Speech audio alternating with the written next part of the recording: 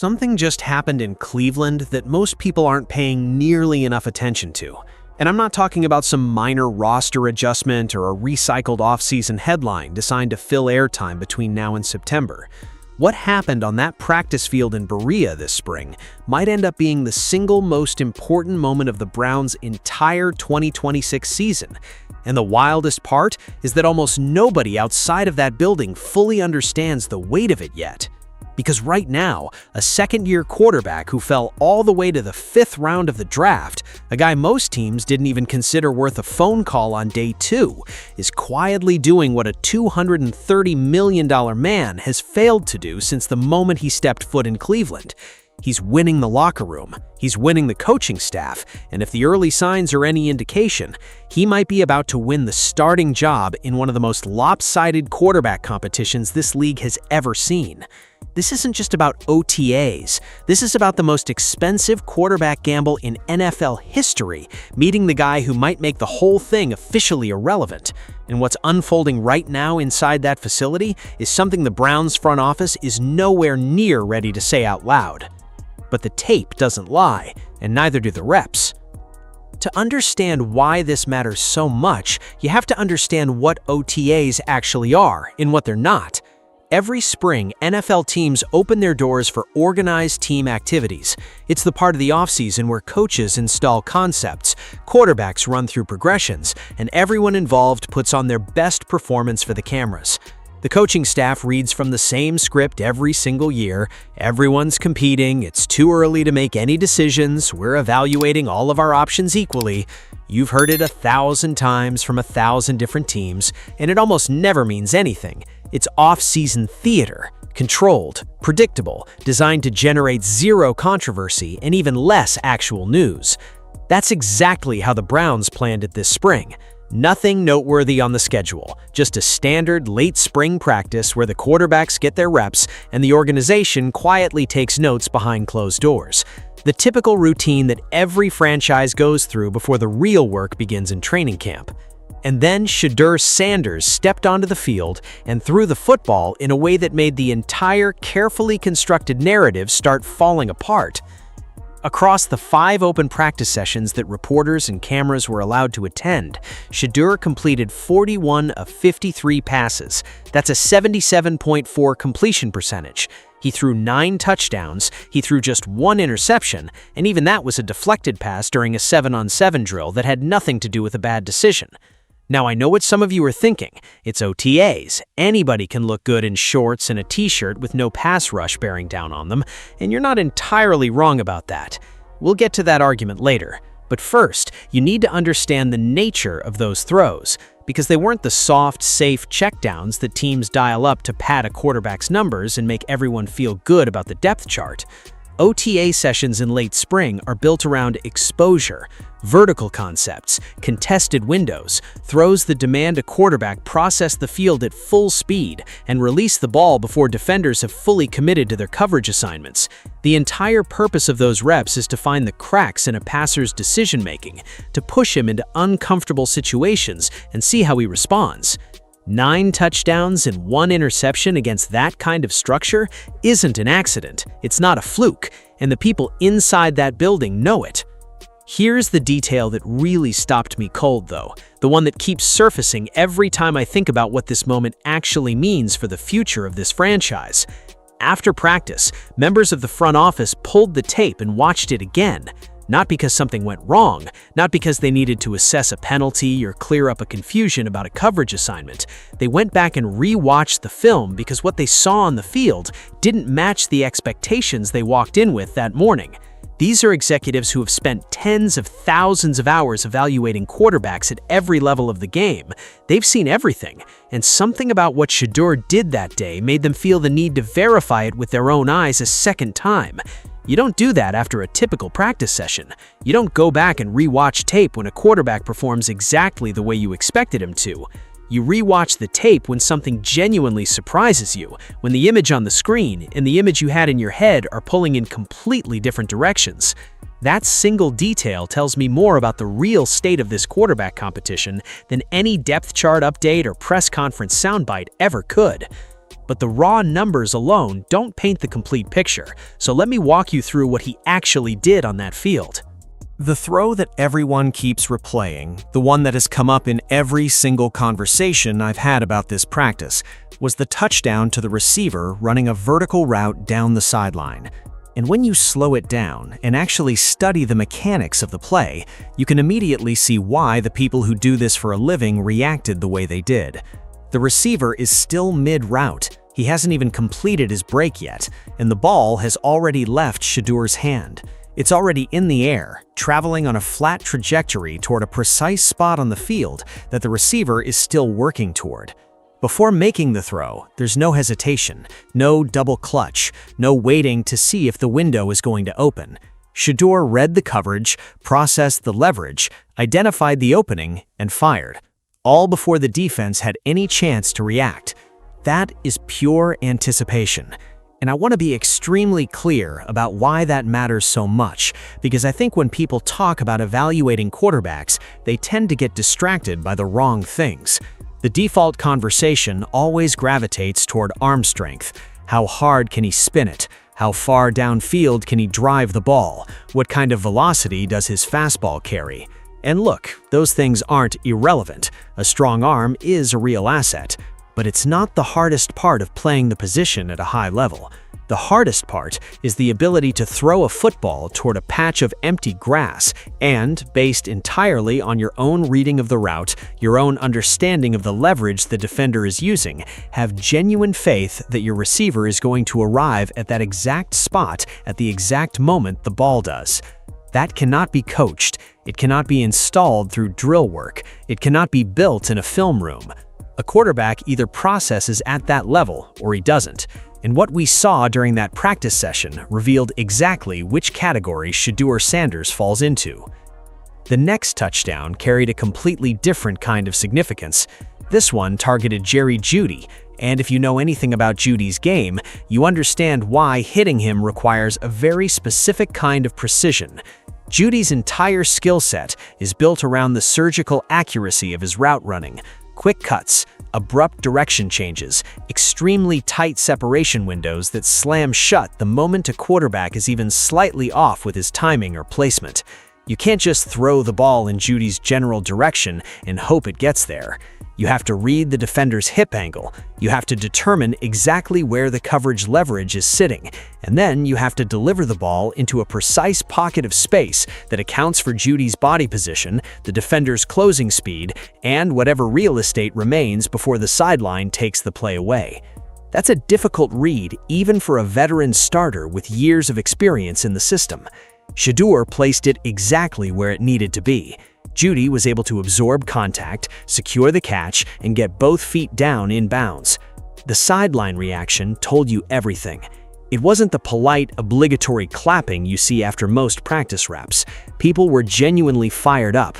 Coaches who have run that same drill hundreds of times, guys who have watched thousands of quarterbacks make thousands of throws, don't react like that to something average.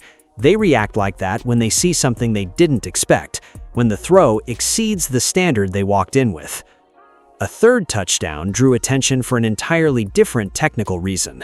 Several evaluators in attendance specifically noted the cleanliness of Shedeur's footwork and his base on the drop before delivering the pass. And I want you to understand why a seasoned evaluator zeroes in on footwork during a practice session, because that's a detail most casual fans completely overlook. Footwork is the invisible foundation of everything a quarterback does. You can have a cannon for an arm, you can have perfect field vision, you can possess elite pocket awareness, but if your base is sloppy, if your feet drift under pressure, if you don't reset cleanly between reads, all of those physical gifts get compromised. Quarterbacks with exceptional raw talent can still spray throws wide on velocity-driven attempts when their mechanics break down. The fact that Shedeur's fundamentals held up under live reps with real evaluative pressure and competitive intensity building around him tells you something important about his ability to perform when it matters. And what happened next would change the entire conversation around this quarterback room. Now, I need to talk about the part of this story that nobody inside the Cleveland organization is prepared to say out loud yet, and it involves a direct, unavoidable comparison to Deshaun Watson. To understand the full weight of this situation, you have to go back to March of 2022. That's when the Cleveland Browns made what many people now consider the single worst roster decision in NFL history. They traded 3 first-round picks, a third-round pick, and 2 fourth-rounders to the Houston Texans for Deshaun Watson. And on that same day, they handed him a 5-year, fully guaranteed contract worth $230 million. Fully guaranteed, every single dollar. That deal didn't just change the Browns' trajectory, it fundamentally altered the way the entire league viewed quarterback contracts. The ripple effects of that financial commitment touched every franchise in football. But here's the thing about Watson that makes this whole situation so painful for Cleveland.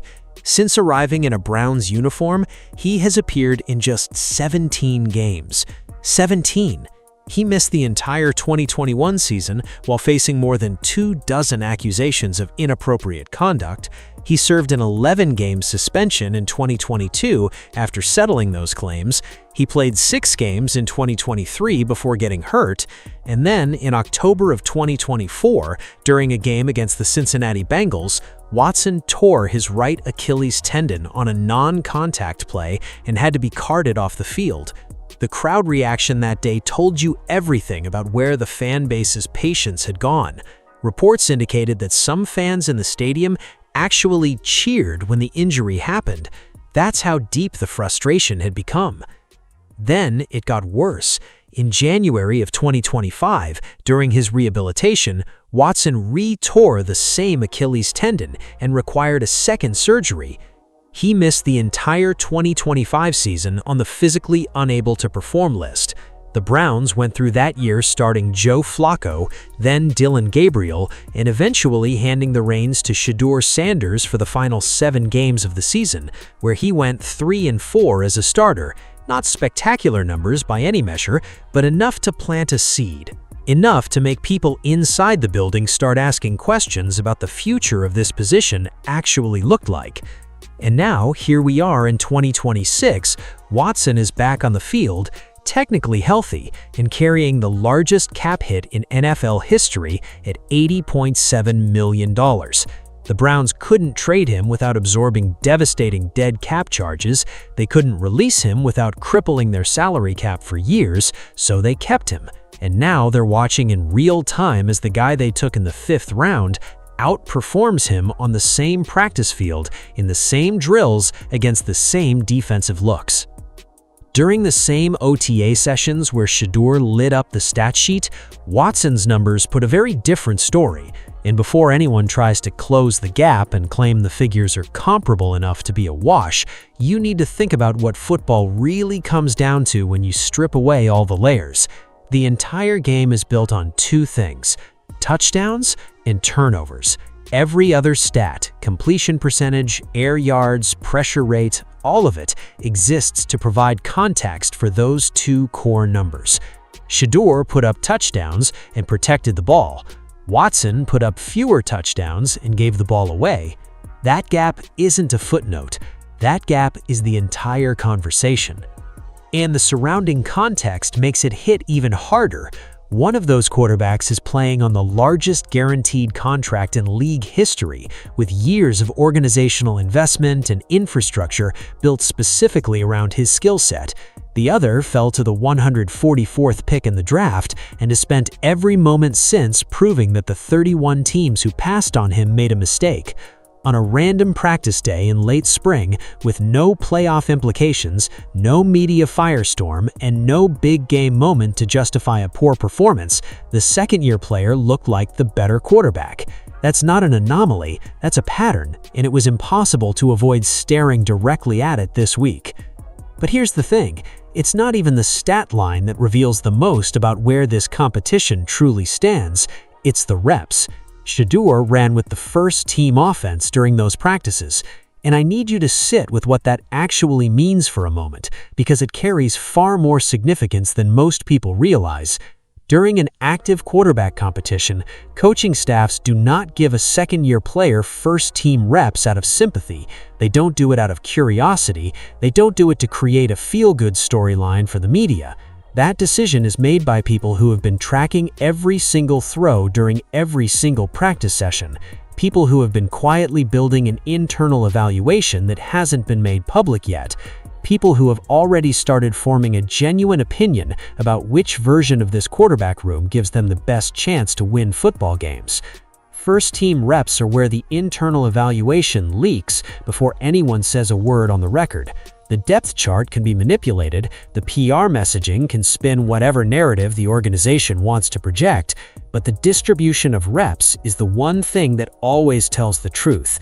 It reflects what the coaching staff genuinely believes about their players, regardless of what they're willing to say at a podium.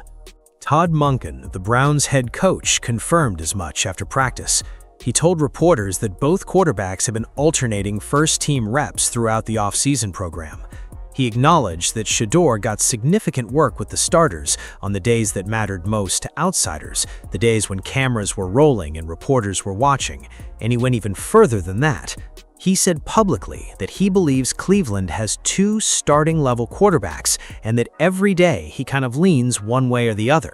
Now, you can try to frame that as a diplomatic non-answer if you want, but read between the lines.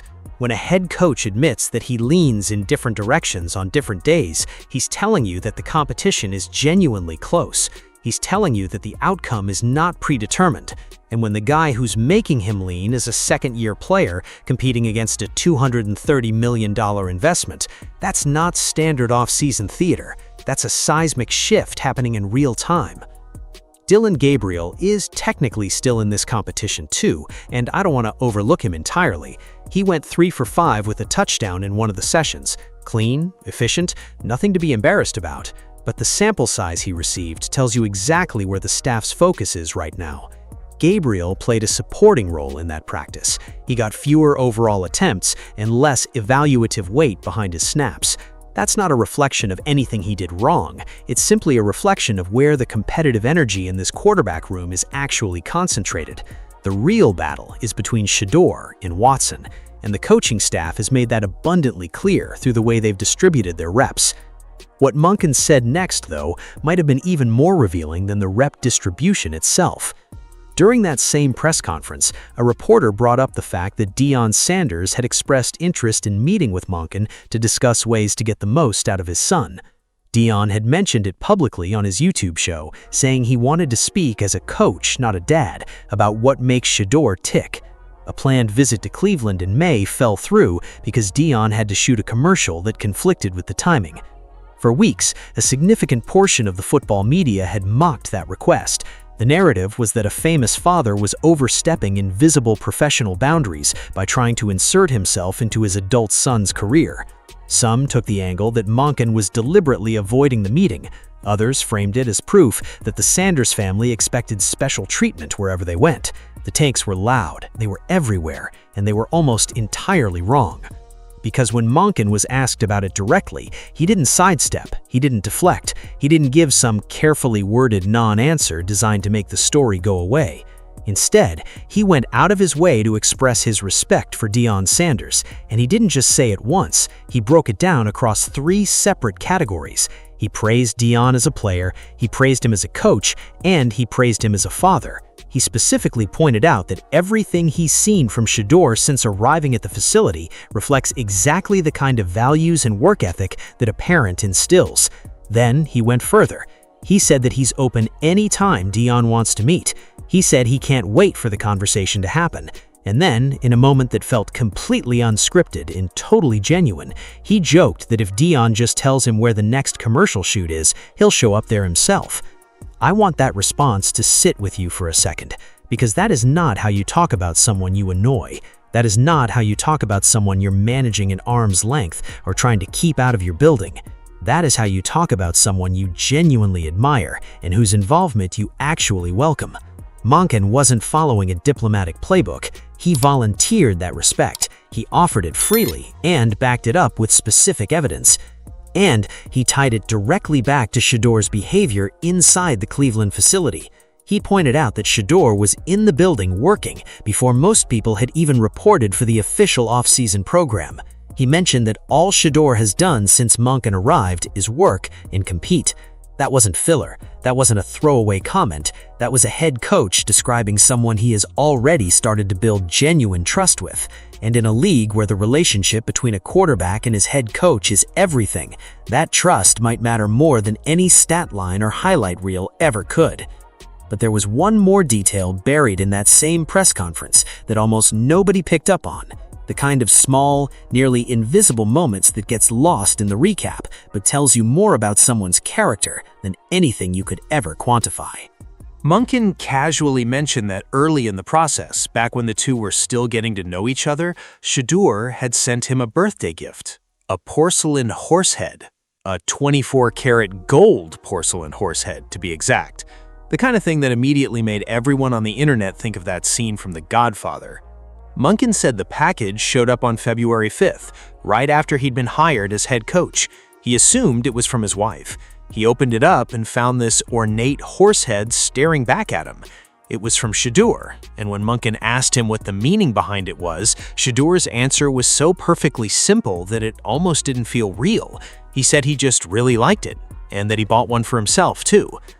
The football world had a field day with the Godfather jokes. Was Shedeur making his new coach an offer he couldn't refuse? Was this some kind of power play wrapped in a birthday present? The memes wrote themselves. But underneath all of the comedy, there's something in that detail that I think reveals a genuinely important truth about who Shedeur Sanders is and how he operates. Think about what he was walking into. He entered an NFL building where his last name carries enormous weight, where his father's fame and reputation precede every single conversation, where some members of the organization probably expected him to carry himself like the world already owed him something, where the easy move, the obvious move, would have been to coast on that name recognition and wait for the respect to come to him naturally. Instead, before any football was even played, he made a conscious, deliberate effort to build a personal connection with the man who was going to be making the decisions about his future, not by leveraging his father's fame, not by demanding special treatment, not by showing up with an entourage and acting like the starting job was already his.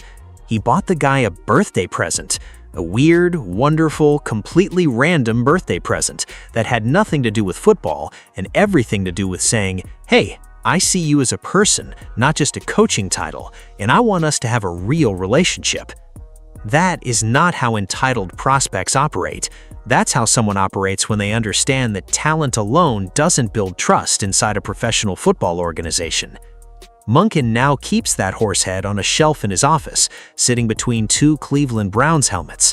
He's posed for photos with Shedeur in front of it, and every time he looks at it, he's reminded that his young quarterback showed up ready to earn everything the right way. That kind of emotional intelligence is rare at any position. At the quarterback position, where ego and expectation collide on a daily basis, it's almost unheard of. And based on everything we've seen so far, it seems to be working. But this story runs deeper than practice stats and press conference quotes.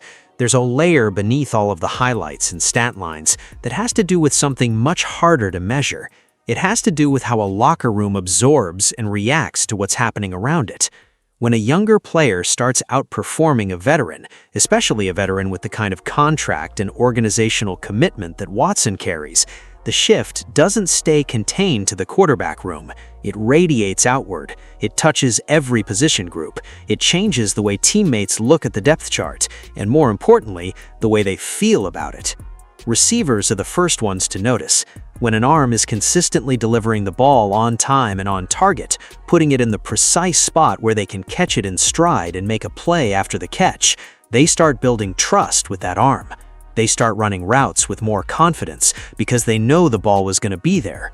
The timing and rhythm that develop between a quarterback and his pass catchers are the foundation of every successful passing offense, and that connection isn't something that can be manufactured or mandated. It has to be earned through repetition, through accuracy, through the quiet accumulation of throws that prove to a receiver that this is the guy who gives them the best chance to succeed. Offensive linemen pick up on it too. They notice which quarterback is making their job easier by getting the ball out quickly. They notice which quarterback is creating clean drives that lead to points, and whether they'd ever admit it publicly or not, they protect the guy they believe in with a different level of intensity. It's not a conscious decision, it's instinctive. When the whole offense is clicking, when the ball is coming out on time and plays are finishing the way they're drawn up, the line plays with more urgency and more cohesion. Skill position players watch who's finishing possessions and who's leaving points on the table. Running backs notice when the passing game is opening up lanes for them. Tight ends notice when they're getting targeted in the red zone with accurate, catchable balls. The entire offensive ecosystem responds to the energy that the quarterback is putting out. And right now, inside that Cleveland building, the energy coming from Shedeur Sanders is hitting different. That perception moves through a locker room faster than any official depth chart ever could. And once it takes hold, once a team starts believing that they're better with one guy under center than the other, it becomes nearly impossible for the organization to reverse that momentum without seriously damaging the chemistry they've spent months trying to build. You can't tell a locker room what to feel. You can't instruct players to trust a quarterback they don't trust. And you can't convince a team to rally behind a veteran's contract when they've already seen the future standing right next to him, throwing better passes and building stronger connections. Shedeur isn't just winning individual practice reps right now. He's winning something much more durable and much more difficult to quantify. He's earning the belief of the people around him, one clean throw at a time, one on-time delivery at a time, one touchdown at a time. And that kind of trust, once it's been established, has a way of becoming self-fulfilling. The better his teammates feel about him, the harder they play for him. The harder they play for him, the better the results get. And the better the results get, the harder it becomes for anyone in that building to justify going in a different direction. That cycle has already started in Cleveland, and the people who understand how NFL locker rooms work know exactly what it means. Now, I owe it to you to address the strongest counterargument here directly, because dismissing it would be dishonest, and this conversation deserves better than that. The most obvious pushback is simple. These are OTAs. There's no live pass rush. There are no pads. Quarterbacks aren't getting hit. Defenders aren't going full speed. The conditions are controlled. The intensity is moderated, and the pressure is artificial. History is littered with examples of quarterbacks who looked like generational prospects in May and then completely fell apart when training camp hit and the pads came on. We've all seen it. We've all been fooled by it before, and the people who point this out aren't wrong to do so. But here's what makes that argument more complicated in this specific situation. First, the absence of pads doesn't explain why a second-year player is getting first-team reps over a veteran with a fully guaranteed contract. The coaching staff didn't make that decision because the conditions were easier. They made that decision because they've been watching every throw in every session, including the ones behind closed doors that no camera captured, and they concluded that Shedeur had earned it. That kind of coaching trust isn't created by a low-pressure environment. It's built throw by throw, read by read, over the course of weeks and months of evaluation. The reps tell you what the coaches actually think, and the coaches gave the reps to Shedeur. Second, the specific qualities that Shedeur has displayed, his anticipatory throwing, his ball placement, his footwork mechanics, his ability to process the field at speed, those aren't things that typically disappear when the pads come on. Raw arm strength can be neutralized by a pass rush, mobility can be limited by a collapsed pocket, but processing speed and anticipation are cognitive traits. They live between the ears.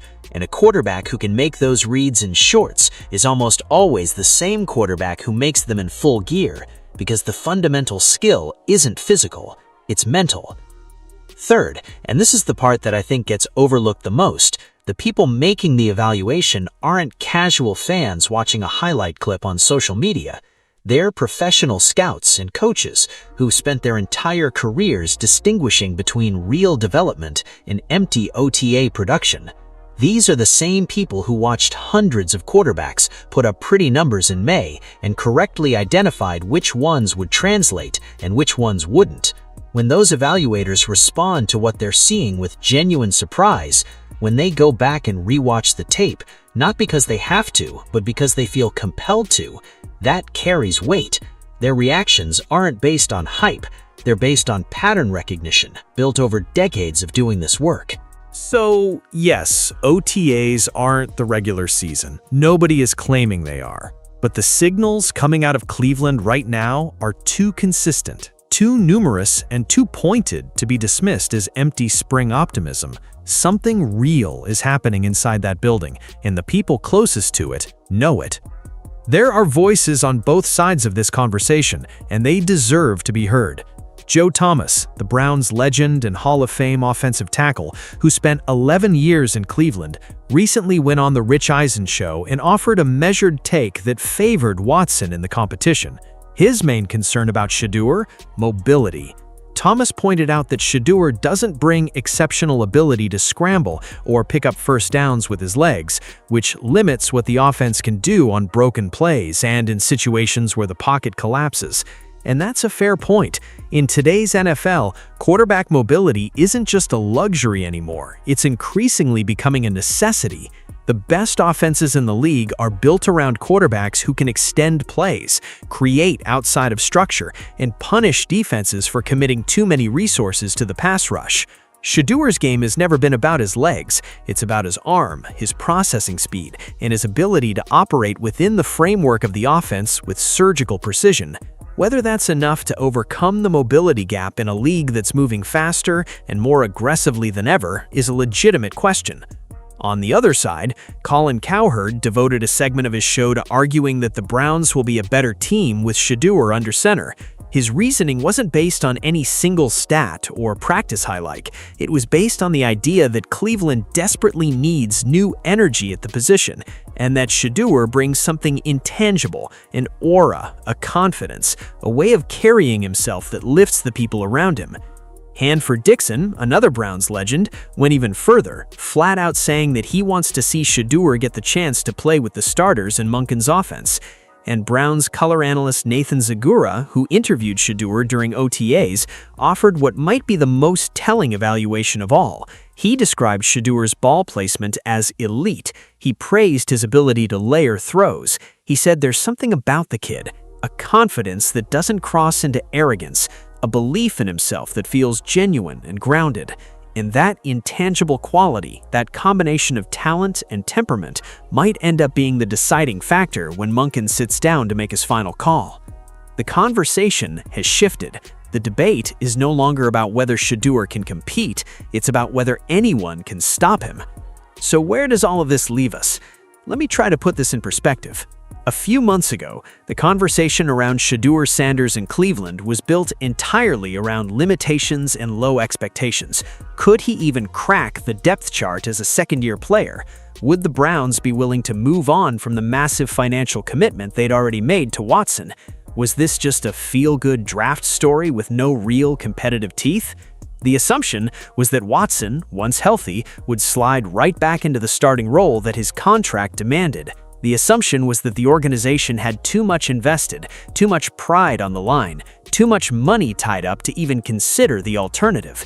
That conversation has fundamentally shifted, and the shift didn't happen because of a single spectacular practice or one viral highlight. It happened because of the accumulation of evidence.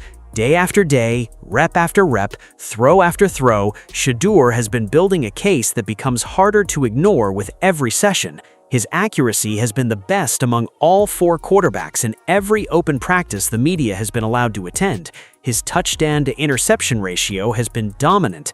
His connection with the coaching staff, from the horsehead gift to the pre-dawn work sessions to the genuine warmth radiating from Monken's press conference comments, tells a story that goes far beyond the stat sheet.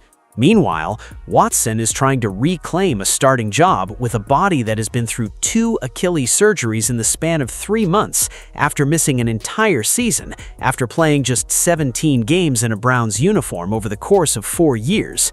His overall performance metrics since arriving in Cleveland have been, by every objective measure, the lowest among qualified starters during that stretch. The talent that once made him a 3-time Pro Bowler still flickers on occasion, but the consistency that defines elite quarterback play has been absent for so long that it's becoming harder and harder to argue it's coming back. Monken has said publicly that he plans on naming a starter before training camp. The clock is ticking, and every day that passes without an announcement is another day where Shedeur has the opportunity to make the decision easier for everyone involved.